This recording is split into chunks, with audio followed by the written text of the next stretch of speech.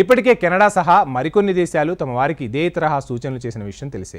అసలు ఏంటి, ఎందుకు రమ్మంటున్నాయి, ఏం జరగబోతుంది అంటే, ఇప్పటికే కొన్ని దేశాలు యుద్ధాలతో సతమతమవుతూ ఉంటే ప్రపంచం ముంగిట మరొక యుద్ధం రాబోతుంది, ఈ యుద్ధం మూడో ప్రపంచ యుద్ధానికి కూడా దారి తీస్తుందా అనే చర్చ అయితే పెద్ద ఎత్తున జరుగుతోంది.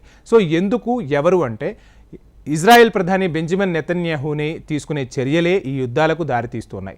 పాశ్చాత్య దేశాల దౌత్య కార్యాలయాలు తమ పౌరులను ఏ మార్గాల్లో లెబనాన్ నుంచి తరలించవచ్చునో పక్కా ప్రణాళికలు సిద్ధం చేసుకుంటున్న వేళ ఈ విషయాలపై పెద్ద ఎత్తున చర్చ జరుగుతుంది. ఇజ్రాయెల్ను ప్రశాంతంగా ఉంచే ఉద్దేశంలో బెంజమిన్ నెతన్యాహు లేడనే విషయం ప్రపంచ దేశాలకు తెలిసిపోయింది. గాజాని దుంపనాశనం చేసిన ఆయన ఇప్పుడు అక్కడ కాస్తంత తగ్గి తన బలగాన్ని లెబనాన్ సరిహద్దులకు తరలించి హిజ్బుల్లాతో పూర్తిస్థాయి యుద్ధం చేయాలని ప్రణాళికలు రచిస్తున్నాడట. నెతన్యాహుకు పటిష్టమైన యుద్ధ వ్యూహం ఉందని, అది వరుసపెట్టి ఎవరో ఒకరితో యుద్ధాలు చేస్తుండడమేనని ఓ